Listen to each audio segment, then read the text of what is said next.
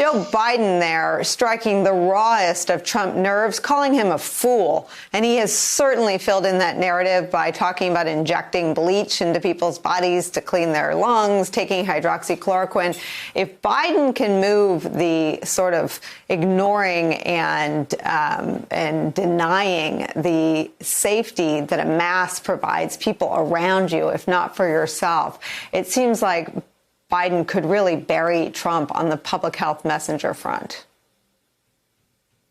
Well, Nicole, it does appear to be what Biden is trying to do. He's trying to set a different kind of example for how a president would lead during this pandemic. And he didn't just give that interview and wear the mask on Memorial Day, but he's changed his Twitter avatar to show his picture wearing a mask, as if that's a symbol of the kind of president that he hopes to be, and a contrast with the current president. I was at the White House earlier today, and not only did the president not wear a mask, of course, and the first lady did not wear a mask, but the senior aides who were boarding Marine One with him were walking very closely together without masks. Many of the junior staffers in various offices and halls of the West Wing were not wearing a mask. Certainly, the mask wearing policy there has become much more lax in recent days. You know, A.B. Stoddard, it would appear that Trump is putting himself outside of the mainstream, and there's not a strategic purpose for this. When you are running for re-election, you, at this point in the year, you have your base firmly underneath you, and you're reaching for the middle. 78% of Americans support mask wearing. Most Americans view the idea that we can do two things at once as an imperative, that we can social distance, wear our mask, and ease our way back into the economy. Trump seems to be putting himself outside the mainstream of public opinion at this moment. Really important moment for his presidency.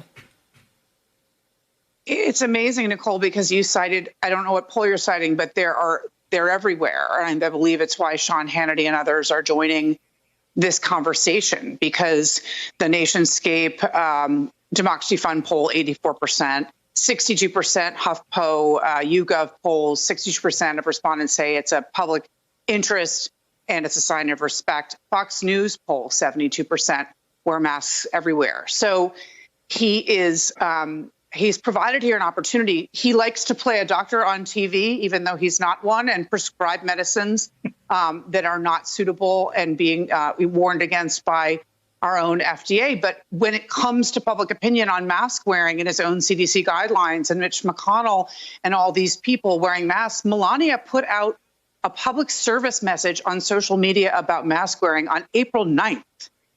And she wears them when she jumps in the car and jumps on the plane. And Ivanka Trump is wearing one today, and all her children are wearing them. Mike Pence had to admit at a Fox News town hall that he should have worn a mask the first time he left and went to a factory where it was the rule. So it's really interesting. This is such a perfect gimme for Trump to sort of show leadership on and wear a mask. And instead, he thinks he's drawing a really clever political contrast with Joe Biden. When it's bucking public opinion, it's unsafe, it's irresponsible, and it's a wedge that doesn't really exist if you look at the numbers in polling. So, Tim O'Brien, I'm going to ask you to go where I didn't ask Phil and AB to go, deep inside Trump's mind. Joe Biden called him a fool. That's going to hurt more than anything that he read in the newspaper about himself today, don't you think? Well, because he personalizes, as you know, everything, Nicole. You've been on the other side of Donald Trump, personalizing criticism. I have too. Phil has, actually, probably all of us on this show right now have been on that side of it. Because at his core, he really is a child, and he doesn't know how to process any of these things other than through, I think, two prisms right now. What it says about him as a man, and him as someone who's deeply invested in the idea that this public health crisis is a hoax. And were he to put on a mask, it would show that he's taking it more seriously now than he should have back in January and February.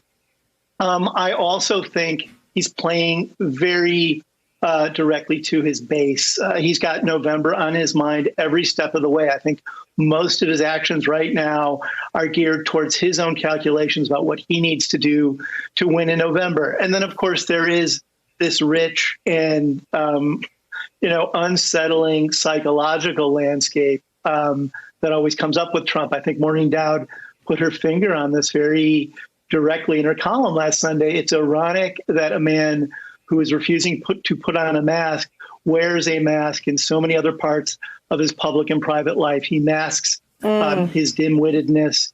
He masks his inability to form tight relationships. He masks his finances. He masks his devotion to the American public. He masks his inability to really lead effectively. And when the moment comes to actually put on a mask for practical purposes and to prove that he's a leader, he refuses to wear it.